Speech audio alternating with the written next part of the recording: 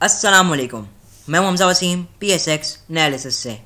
अगर आज की मार्केट की बात की जाए तो आज की मार्केट तकरीबन 1138 पॉइंट नेगेटिव बन रही। इंडेक्स तकरीबन 39,832 की सतह पे बंद रहा। वॉल्यूम्स को देखा जाए तो वॉल्यूम्स के अंदर एक इजाफा हुआ, तकरीबन 128 मिलियन का काम कैसी 100 इंडेक्स में हुआ, जबकि ऐसी ऑल शेयर के अंदर 264 मिलियन का काम हुआ, जिसकी वैल्यू 6.5 बिलियन बनती है।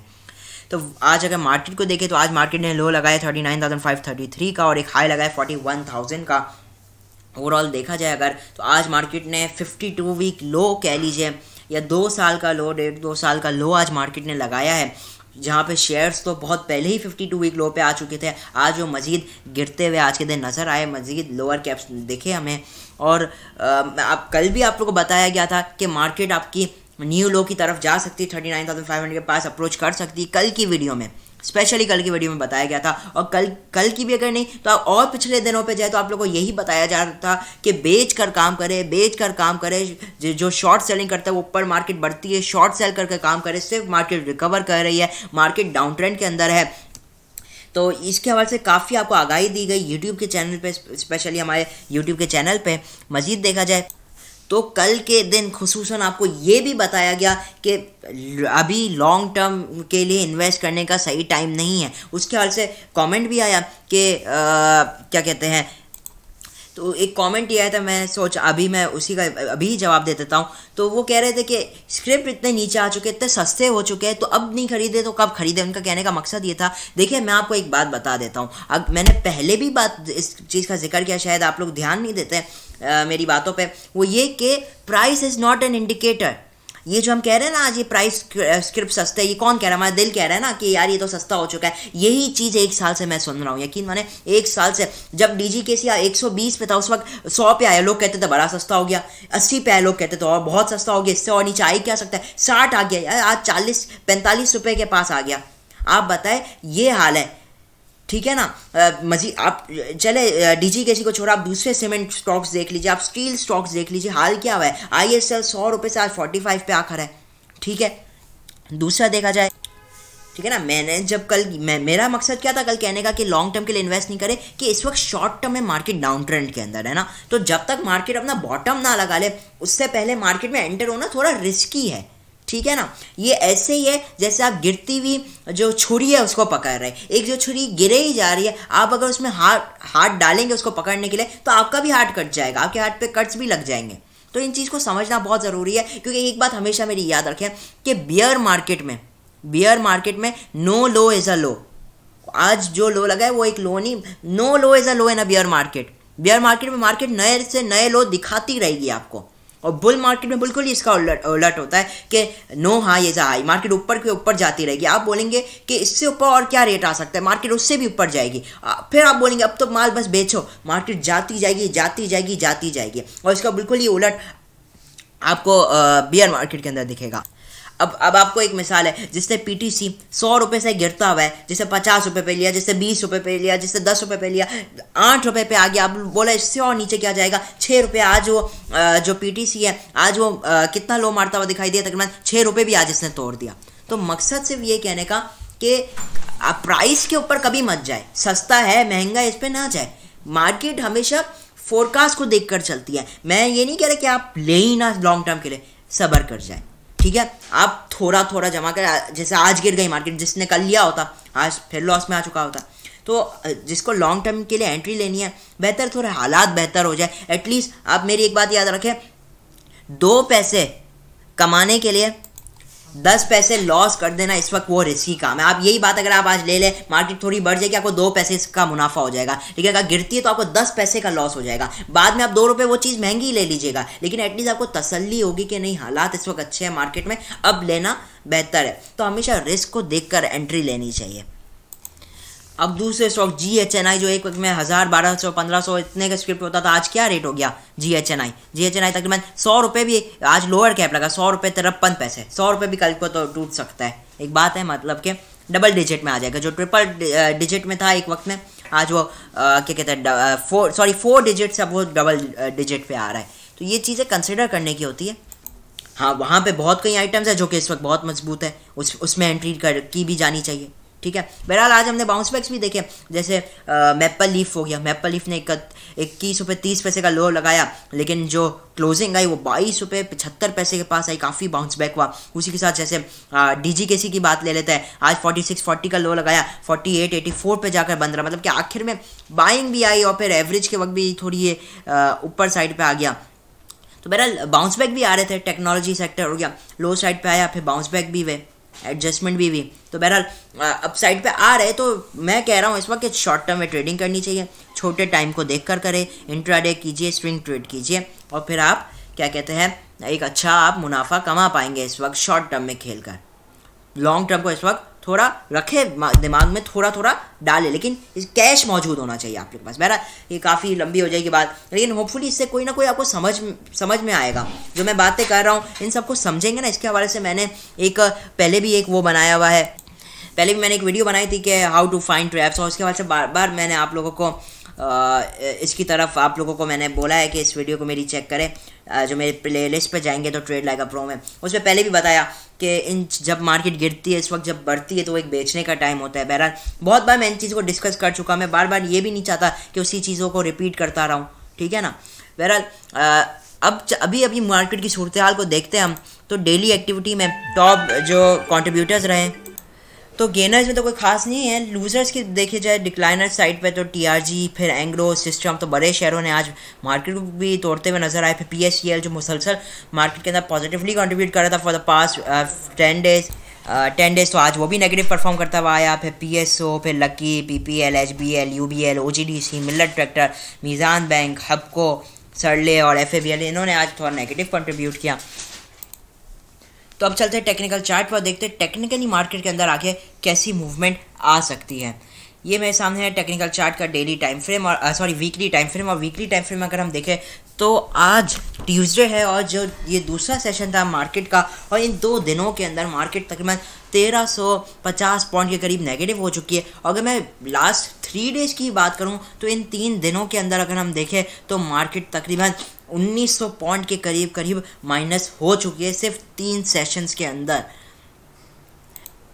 और दूसरी जो इम्पॉर्टेंट चीज़ है, आज मार्केट अपने 52 वीक लो, या आप कह लीजिए तकरीबन अपने 2 साल लो पे आ चुकी है। पिछली बार ये लो हमें 20 नवंबर के पास देखने को मिला था, और अब मार्केट 20 नवंबर 2020, और अब 2 साल बाद ठीक मार्केट इस लो के पास आई है। तो 2 साल लो पे मार्केट इस वक्त खड़ी है। उसी साथ अगर हम आइटम्स को देखते हैं तो आइटम्स इस वक्त आपके 5-5, 10-10 साल लो पे इस वक्त मौजूद है। स्पेशली कोविड के टाइम पे अगर आप ये देख रहे हैं सामने जो चार्ट है, इस वक्त मार्केट 39,000 के पास मौजूद है, और प्रीवियसली जब कोविड में मार्केट 27,000 पे आई थी, आप देख सकते हैं चार्ट पे कितना दूर है। इस वक्त जो आइटम्स के रेट है वो 27,000 वाले इंडेक्स से भी काफ़ी नीचे आ चुके हैं।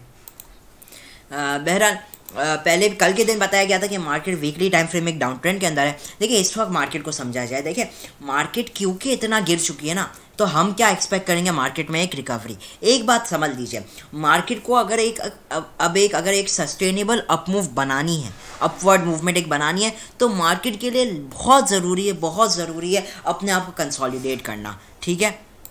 आप पहले भी देखें जब मार्केट गिरी थी इसी तरीके से 3 सेशन के अंदर ही तकरीबन मार्केट आप देखें तो ये 1500-1800 पॉइंट गिर चुकी थी, और उसके बाद भी ये मैं बात कर रहा हूँ 21 जुलाई की, इसी साल के तकरीबन कुछ ही महीनों पहले की, तो मार्केट तकरीबन यही कुछ 2000 पॉइंट के करीब गिरी, और फिर अच्छी खासी देर कंसोलिडेट की मार्केट ने, और कंसोलिडेशन के बाद मार्केट के अंदर हमने एक अप मूवमेंट देखा, और वो अप मूवमेंट तकरीबन 3 से 4000 पॉइंट का था। तो अगर हम चाहते हैं कि मार्केट के अंदर एक सस्टेनेबल मूव बने, और हम अगर स्विंग ट्रेडिंग में एंट्री लेना चाहते हैं, तो उसके लिए मार्केट में बहुत ज़रूरी है अपने आप को वो कंसोलिडेट करें।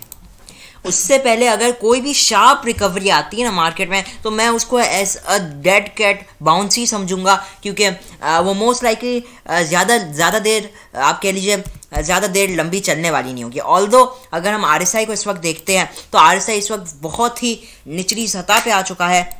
स्पेशली अगर बात की जाए डेली टाइम फ्रेम के हवाले से, तो आप कह लीजिए इस वक्त जो RSI जो मौजूद है इस वक्त RSI वो तकरीबन वो भी बहुत टाइम बाद इस लेवल पे आया। तो इस वक्त डेली टाइम फ्रेम में भी RSI हाईली ओवरसोल्ड पोजीशन के अंदर है, जो कि नो डाउट एक रिकवरी एक्सपेक्ट कर रही है, जो कि एक मार्केट में रिकवरी लाने को कह रही है। तो बहरहाल मैं आप लोग को ये सजेस्ट करूँगा कि जो चार्ट्स जो बता रहे हैं वो यही बता रहे हैं कि स्विंग ट्रेडिंग में अगर हमें एक अच्छी खासी मूवमेंट देखनी है, लाइक मिनिमम 1000 से 1500 पॉइंट या आप कह लीजिए 2000 पॉइंट तक की रिकवरी, तो उसके लिए मार्केट को कंसोलिडेट करना चाहिए ताकि एक सस्टेनेबल मूव मिल सके। उससे पहले इंट्राडे के अंदर हम शार्प रिकवरीज एक्सपेक्ट कर सकते हैं मार्केट के अंदर, और जाहिर सी बात है कि वो ज़्यादा लंबी होगी नहीं, और मोस्ट लाइकली बढ़ने के बाद मार्केट के अंदर हम वंस अगेन प्रेशर देख पाए। चाहे फिर हम कोई सा भी इसके नीचे टाइम फ्रेम देख लें, मैं डेली टाइम फ्रेम में कर रहा था एनालिसिस, अर्ली टाइम फ्रेम में भी अगर हम देखें तो हाईली ओवरसोल्ड पोजीशन पे है मार्केट। एक डेफिनेटली एक ये बाउंस बैक शो कर रहा है कि बस यहाँ से एक मार्केट के अंदर एक बाउंस बैक भी बनना चाहिए। इवन हमने देखा कि फिर मार्केट के अंदर 3 बजे के बाद से हमने कुछ रिकवरी के आसार देखे, मतलब थोड़ी थोड़ी मार्केट बाउंस बैक भी हुई और ठीक अपने लो से तकरीबन 300 पॉइंट के करीब ऊपर बन रही है। तो इंट्राडे पे मैंने आप लोग के लिए लेवल्स मार्क कर दिए। 40,000 का पहला रेजिस्टेंस लेवल है, ये ब्रेक होता है, जो अगला आएगा वो 40,200 पे 40,450 के पास, और फिर 40,660 के पास आपका अगला रेजिस्टेंस लेवल होगा। अच्छा ये भी बता दूं इंट्राडे में काम किया जा सकता है डिप पे बाय करके। जो सपोर्ट लेवल है मार्केट का वो आज ही का लो रहेगा, और फिर जो अगला सपोर्ट लेवल आपका होगा, पहला जो जैसे कि आज जो लो लगा 39,500 के पास, वो पहला सपोर्ट लेवल होगा। अगला जो सपोर्ट लेवल होगा वो तकरीबन 39,300 के पास हम देख रहे हैं एक स्ट्रॉन्ग सपोर्ट लेवल मार्केट का मौजूद है। और फिर जो लेवल आता है वो 39,000 का साइकोलॉजिकल लेवल है, और उसके बाद जो अगला लेवल आएगा वो 38,700 और 38,500 के लेवल्स आएंगे। तो बहरहाल ये मार्केट स्ट्रेटजी यही आपको बता दी गई पहले भी, जिस तरीके से मार्केट बढ़ती है इंट्राडे में काम किया जा सकता है। मार्केट के लिए एक सस्टेनेबल मूव बनाने के लिए ज़रूरी है कंसोलिडेट करें, तो हम एक अच्छी आप कह लीजिए स्विंग ट्रेडिंग में अपॉर्चुनिटीज़ फाइंड कर सकते हैं। जब तक के लिए मार्केट में इंट्राडे में बाय किया जा सकता है, लेकिन अगर बढ़ती है तो शॉर्ट सेलिंग भी की जा सकती है। लॉन्ग टर्म के हवाले से बात की जाए तो आपने स्टॉक्स पे अब आज की स्पेशली गिरावट के बाद आपने एटलीस्ट अब ये के स्टॉक्स फाइंड कर लेने चाहिए, और बहुत ही थोड़ी अमाउंट से आपने करना चाहिए इस वक्त, क्योंकि इस वक्त बेस्ट टाइम नहीं है। जैसे मैंने पहले भी जिक्र किया, बेस्ट टाइम नहीं है इस वक्त, लेकिन ये कि कुछ आपने डिप पे माल डालते रहे, लेकिन इस वक्त जैसे ऑप्टिमल टाइम नहीं है, लेकिन स्टिल इस वक्त जो एक स्पेशली शॉर्ट टर्म वेव के लिए तो आपको एक मूवमेंट मिल ही सकती है इस वक्त। और जब तक मार्केट कोई बिल्कुल ही बुलिश या बिल्कुल ही रिवर्सल, जब तक लॉन्ग टाइम फ्रेम्स में मार्केट जैसे वीकली टाइम फ्रेम में जब तक मार्केट के हालात बेहतर नहीं होंगे, उस वक्त हम पूरी तरीके से मार्केट में तेज़ी में नहीं आ सकते। शॉर्ट वेव्स बनेंगी, शॉर्ट रिकवरियाँ भी बनेंगी, लेकिन यही जब तक हालात बेहतर नहीं हो जाते, या कहीं से IMF की डील नहीं हो जाती, कहीं से इन्फ्लोज नहीं आ जाते, और कहीं ये भी फिर एक और जो आगे एक बड़ी इंपॉर्टेंट चीज़ है वो ये है कि इंटरेस्ट रेट का बढ़ना। एक्सपेक्टेशंस है 100 या 200 बेसिस पॉइंट अभी भी बढ़ाए जा सकते हैं, और आहिस्ता आहिस्ता करके मजीद ये 19% तक भी ले जाने की बातें हो रही हैं, 19 से 20% पे भी ले जाने की बातें हो रही है इंटरेस्ट रेट को। तो इसके बाद आप कह लीजिए कि यहाँ पे कंपनीज़ के लिए काफ़ी एक मुश्किल आ सकती है उनके डेट रिपेमेंट्स पे, और फिर शॉर्ट टर्म लोन्स पे, शॉर्ट टर्म लाइबिलिटीज़ पे उनके ऊपर एक डेफिनेटली एक बर्डन आ सकता है। जहाँ पे आपको बिग लेवल में अगर बता दूँ वीकली हिसाब से 38,500 और 35,000 के लेवल्स, 38,500 और 35,000 के लेवल्स। बहरहाल अगर मैं आपको शॉर्ट टच दे दूँ ये है कौन से लेवल्स, तो देखिए जो मार्केट ने तेज़ी की थी, कहाँ से की थी, 27,000 से कहाँ तक की, 49,000 के पास तक की। तो ये जो रैली की है मार्केट ने, उसके अगेंस्ट जो एक स्ट्रॉन्ग सपोर्ट लेवल बन जाता है वो 38,000 के पास आप देख लीजिए पहला लेवल है, 38,500 के पास ये है एग्जैक्टली 50%। ये जो रैली की उसको एग्जैक्टली ये 50% ये लेवल बनता है, और अगला जो सपोर्ट है वो 35,000 से 35,400 का लेवल है, जो कि 61% का एक इंपॉर्टेंट फिबोनाची रेशो है, जो कि एक बिग रिवर्सल औकात हमें दिखाता है।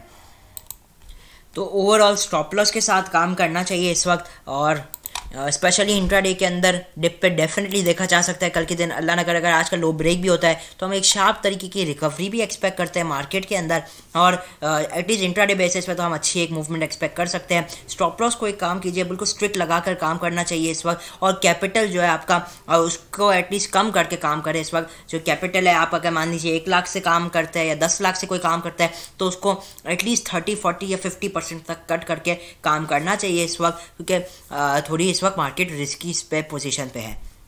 बहरहाल इसी के साथ इजाज़त चाहता हूँ। वीडियो अच्छी लगी हो तो लाइक और चैनल को ज़रूर सब्सक्राइब कीजिएगा। अच्छा, लॉन्ग टर्म के हवाले से अगर कोई आइटम्स देखने हैं आपने, तो इस वक्त जैसे आपका टेक्नोलॉजी सेक्टर को डिप पे डेफिनेटली देखा जा सकता है, जिसके अंदर एवेंसियन और हो गया, साथ ही में दूसरे जैसे सेक्टर्स हो गए जिसके अंदर डिविडेंड के लिए स्पेशली अगर आप लेना चाहते हैं तो एंग्रो फर्टिलाइजर स्पेशली ये हो गया। और जैसे जो दूसरे जैसे अगर आप आ जाते हैं दूसरे सेक्टर्स के अंदर तो ऑयल एंड गैस के अंदर स्पेशली अच्छी आप डिप्स पे बाइंग कर सकते हैं। आज भी हमने OGDC के अंदर लो साइड से अच्छा बाउंस बैक देखा पे। पावर सेक्टर के अंदर भी आपको इन्वेस्टमेंट के लिए इस वक्त बेहतर है।